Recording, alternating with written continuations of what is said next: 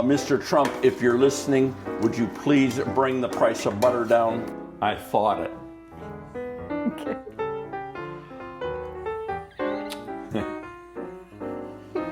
Yeah. So let me know what you think and what you've experienced.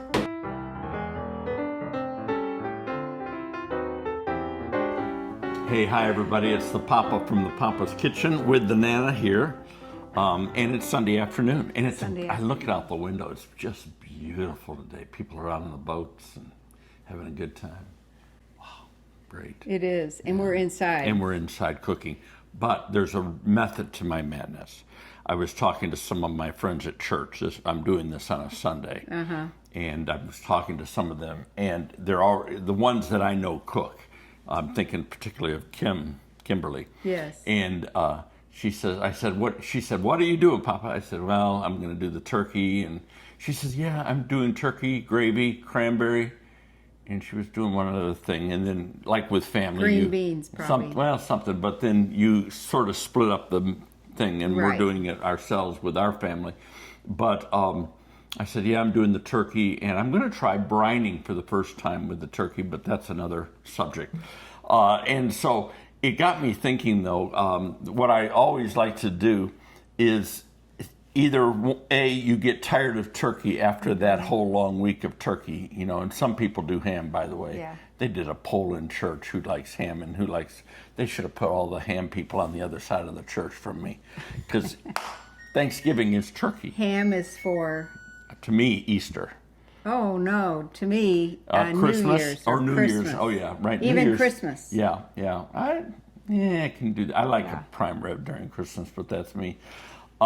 Did you have prime rib as a kid? No, but now that I'm older, no, my mother would never. No way. No. But anyhow, after you get tired of turkey, my point, you want something you can fall back on. Yes. Or, for me, what I'm doing now, Sunday before Thanksgiving, and you'll see this video on Wednesday before Thanksgiving, I like to have something that I can pull out, heat up during the week, because I'm doing all this other cooking. So even before Christmas or Thanksgiving or whatever, you do something that you can just pull out, and this is it. And so that's what I'm going to make for us. And this will be a little bit of our dinner tonight, too. Oh, yes. I hope so. You'll love it. Yes. Yeah. So you ready for this? I am. All righty. I'm just sitting here thinking, who is this person? Me? Yes. Taking on all of the thinking of Thanksgiving. I like it. And the whole, I still can't get used to it. I know it. I just really enjoy doing it, too. It's funny. It's funny. I should have gone in.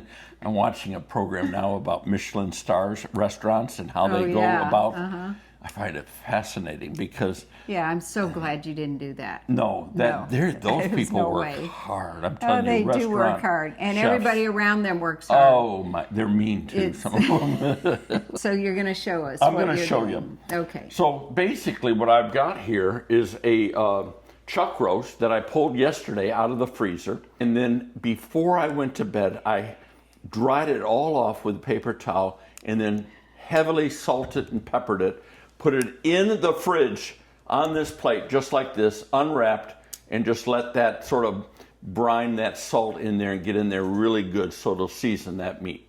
I then pulled it out just now, and I've let it sit on the counter for about 15-20 minutes to bring it more to room temperature, and it'll sear a little bit better that way, because that's what we're going to do first. I put about a half a cup of all-purpose flour here. Oh, by the way, let me just do this. Put about 2 good tablespoons of oil in here. There we go. And I'm using avocado oil. In this flour, I want to just season the flour. So I'm going to put some salt in there, a little bit like that. I'm going to put some black pepper, and then I'm going to do some onion powder. And I'm going to do some garlic powder. And all I need is a fork. And I'm going to just get this all mixed around like this. And I just really want to coat all sides of my chuck roast.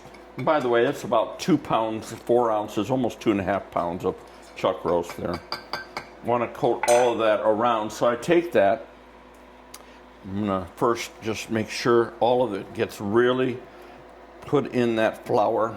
There we go. And I like to just press it in, make sure everything's getting coated just as it should. I'm making sort of a mess here. There we go. And that's the same with this side. And I'm even going to do this on this side. Look, I missed some over there. I like it all coated because it sears better, in my opinion. And there we go. And that's that. Wonderful. Now, when that comes up, oh, and it's up, we're going to put in, I don't have a fat cap on this one side, but there was some fat on one side of it. I'm going to put that down in there, and I'm just going to make sure it gets going. About 2 minutes like that. And really, I'm just after a really good sear. And I'm pushing it all down on there. Beautiful. Yeah, beautiful. Now, one side. And again, push it down. And I'm after about 5 minutes per side, what we're going to do there, so that it really sears nicely and gets nice and dark brown. And then we'll pull it out in just a second. And while that's going, I'm just going to get my onion here, one large onion, and I'm going to just break this down into chunks. There, man, oh man, was that peel ever on there. There's my onion done.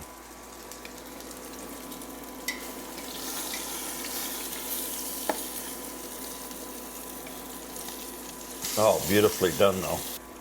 And we're going to let that go for just a few moments. And then I'll show you where we go from there. Look at that. Beautiful, beautiful sear on that. Pull it out and take your temperature down just a little bit. And 1 tablespoon of butter in there. Now let that move around a little, get all nice. And don't worry about that fond down in there. That's all going to come off really nice. And then I'm going to put in 1 cut up onion. And then prior to recording, I cut up 3 stalks in large chunks of celery. And 3 large carrots, and just chunks. Then I want to salt and pepper this vegetable.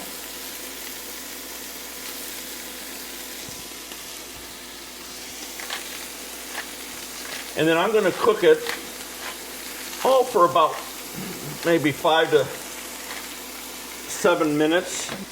And by the way, you can put in any vegetables that you want to cook. I could have done, some chunks of potato in here. Oh my goodness, leek you could have done. Rutabaga. The sky's the limit. This is my pot roast. You do your pot roast the way you want it. But this is the vegetables I'm putting in. And I think it's going to turn out just great. So I'm going to cook that for about, like I said, 5 to 7 minutes. Because I want them just to soften up a little bit. They are going to cook more, obviously. And by the way, it's even going to be, as we get closer to the end, your choice of how to do the beef. You can keep it all together. Or in my case today, I think I'm going to actually, after it's cooked in the oven here, I'm going to take the beef and I'm going to shred it, add it back into the big, nice, thick broth, and then get all happy with that.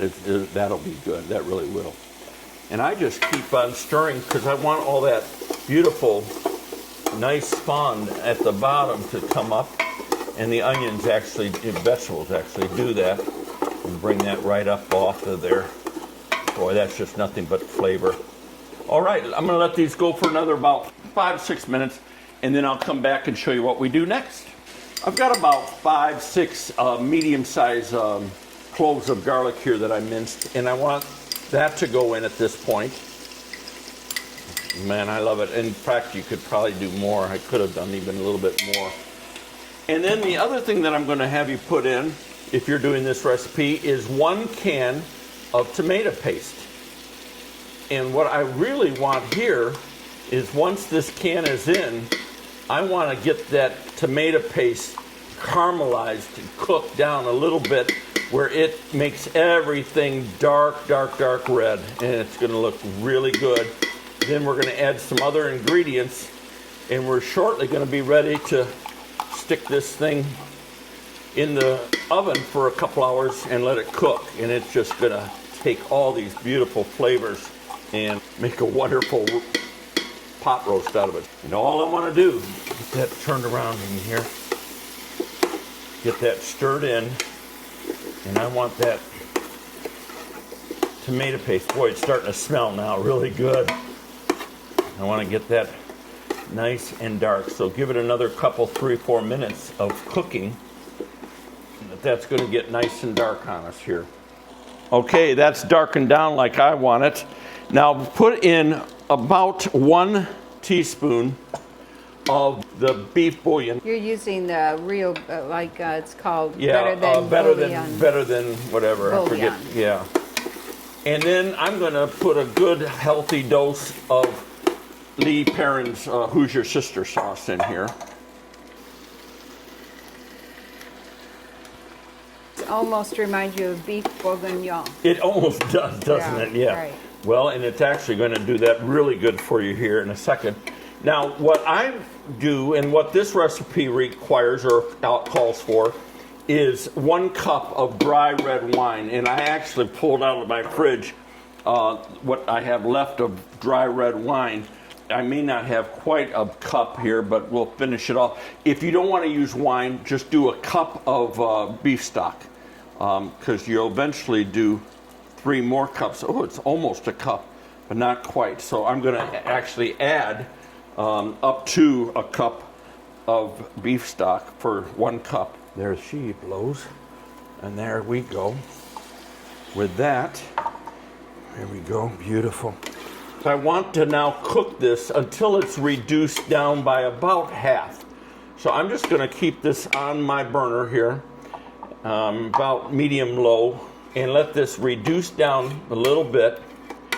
And then I'm going to come back, and when I do, I'm going to add 3 cups of the beef stock, in addition to putting the roast back in there, nestle it down in there real nice.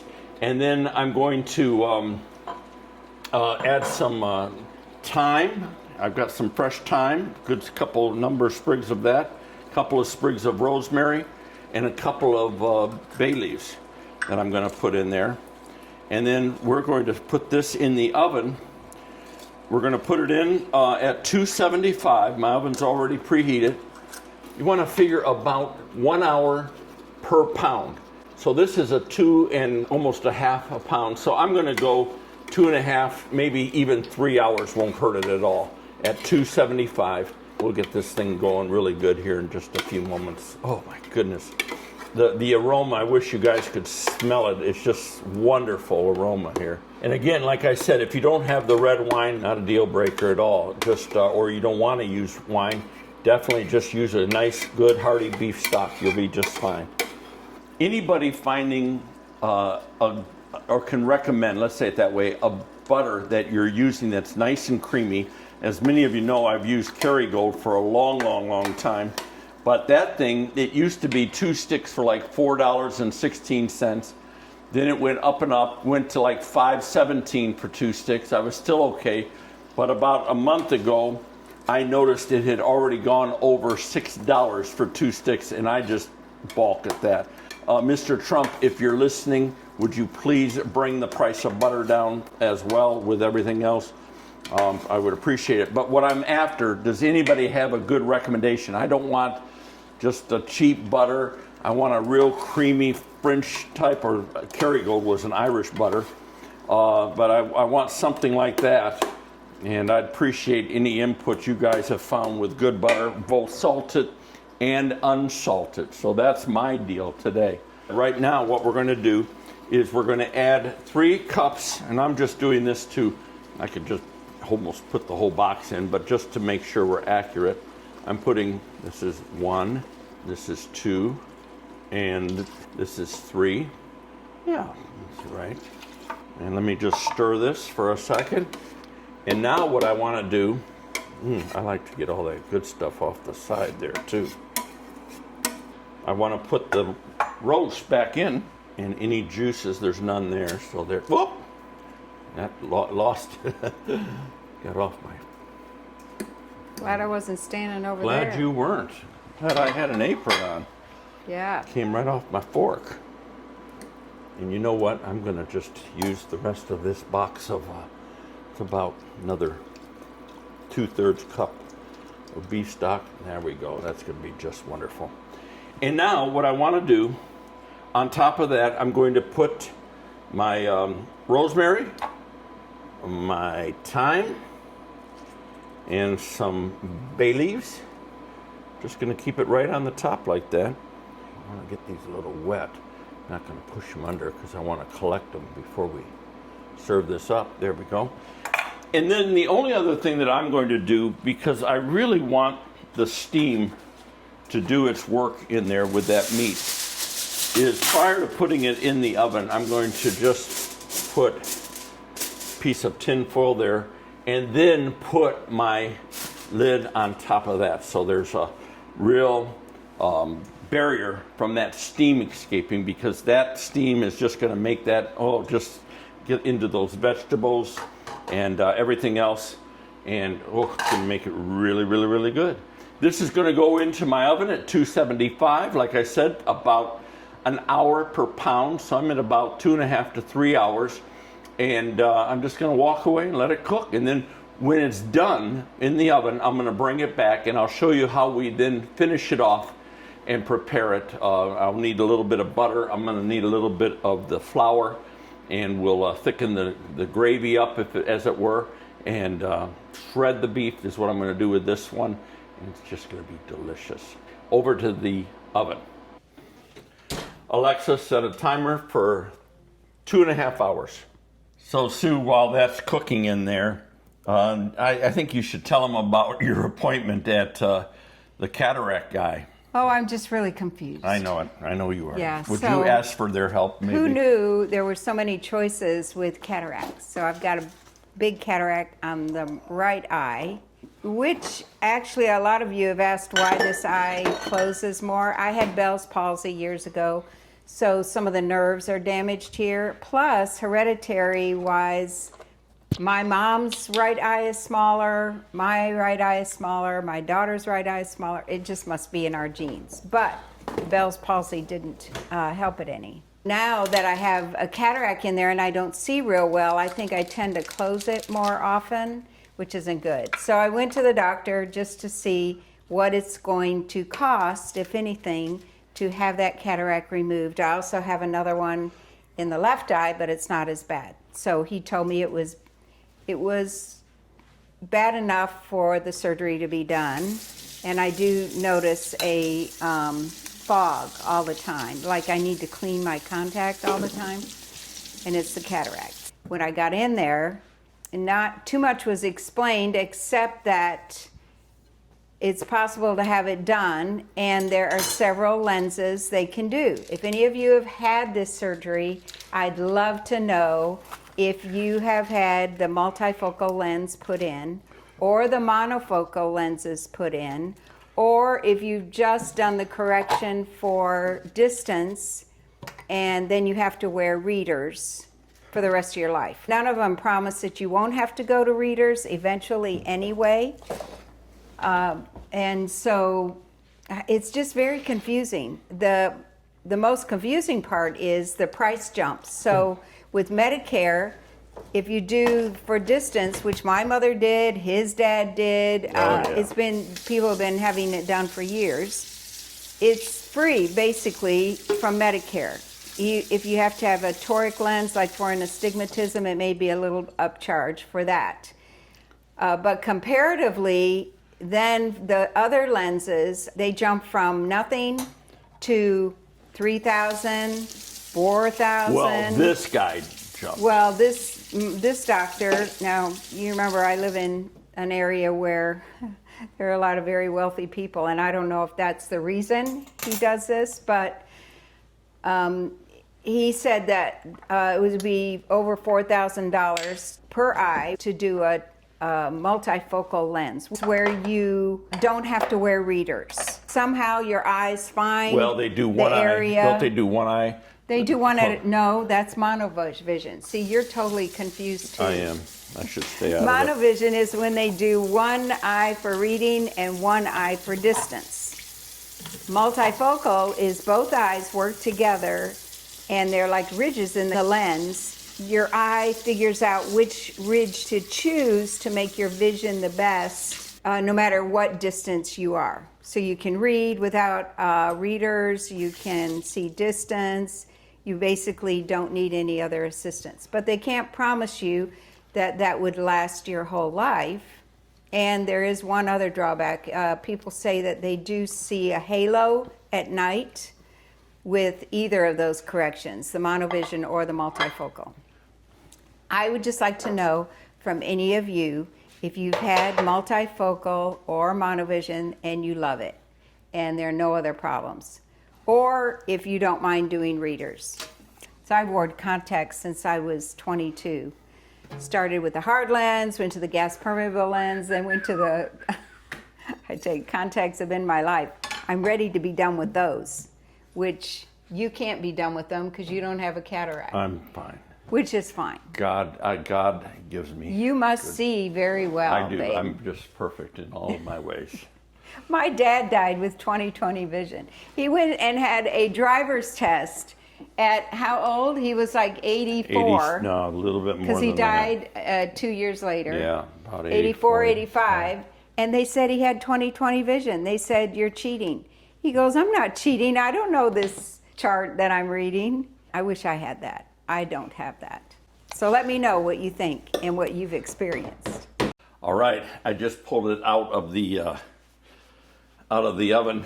How many hours It later? went about almost 3 hours. Almost about 10 minutes shy of 3 hours. So we've been dying all the whole time. We've been here because you can smell it. And I even changed shirts, got my motorcycle out to play with it this week, run it a little.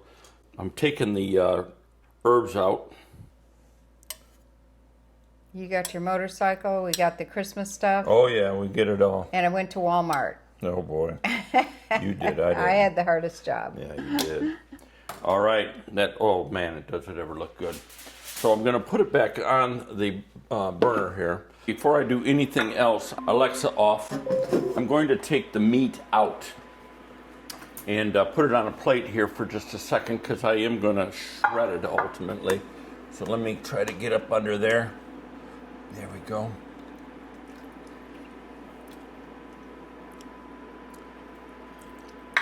Oh my goodness sake. That looks wonderful. Oh, it looks so good. And I've got this on a low simmer. And what I want to do, I've got some butter here. Here's what to do. Take about 1 tablespoon of butter and 2 tablespoons of flour. And compound that, mix it together, and put it in here. And just stir it around. And let this simmer. Oh, it's going to be so good. And this will thicken things up in a nice, natural way. And I'm just going to let that simmer up. I love all this dark stuff on the side, too. I want that down in there. It's just nothing but flavor. Keep stirring it every once in a while. See, and by the way, if it's not fork tender, which this is, as you can tell. I mean, watch this. It's just going to pull right off. If it's not fork tender, put it back in a little while. It's not a big deal. It's not going to hurt it at all. But I'm going to I want to taste this. Oh my goodness. Oh my goodness. Take a bite. I'm going to shred this. Isn't that good? That's good. I'm going to shred this. Boy, that was worth the wait. And honestly, you could keep it like this and cut it and put it back in there with chunks. You could do a number of different ways. And even serving it, you can, again, it just doesn't matter. You can make it like a stew if you want it to. Beautiful. So what is your plan? My plan, you could put this if you made, which we're not eating really much. You could do rice, put this on top of rice. You could do, obviously, mashed potatoes, would be beautiful. Or an au jus on a sandwich? Yep. What I think I'm going to do, actually, it's going to surprise you, but to me it sounds really good. I'm going to make a piece of sourdough toast and then put it on top of that toast. With all the juice? With all the juice. Man, you could slice this up and make a roast beef sandwich of sorts but I want that juice in there. That's what I want. That's why it's important to me. And that's a lot of meat here too. This is great. Okay, I shredded some and I kept some others as chunk. Susan wanted a couple of chunky pieces, sort of more like a good old Sunday pot roast, which is fine. And you put it all back in, huh? Put it all back in. And I'm just doing it this way because I don't want to have it splashing at me. And make sure you get all of that goodness. Oh my goodness.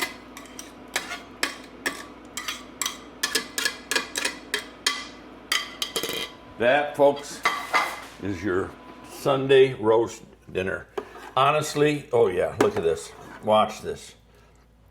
Just beautiful. Look at the carrots. I tried one of those. Those are so tender. You could put this on mashed potatoes. My sourdough toast is ready, so I'm actually going to do it just like this. That right there is a perfect fall, winter meal. Beautiful. Beautiful. And by the way, you may find that during turkey season, because everybody's buying hams and turkeys, you may find that roast beef or beef is a little bit lower. They're trying to get rid of it, so now's a good time to look for deals. So there you go. Easy Sunday dinner, pot roast. You just can't beat it. And honestly, I'm gonna let you figure out what you want, Sue. Okay. And I'm gonna go ahead and eat. Well, let us know what you do for your Thanksgiving. Love to know. Since this will come out this week, Thanksgiving week. Yeah. Like I said earlier, my sister-in-law and I are gonna split the duties. My dad will be with us, and it'll just be the 5 of us, I think, at this point. But we're gonna have a good time, and we're gonna eat good. So there you go. Yeah. Have a blessed Thanksgiving. Have a wonderful Thanksgiving. Bye-bye now.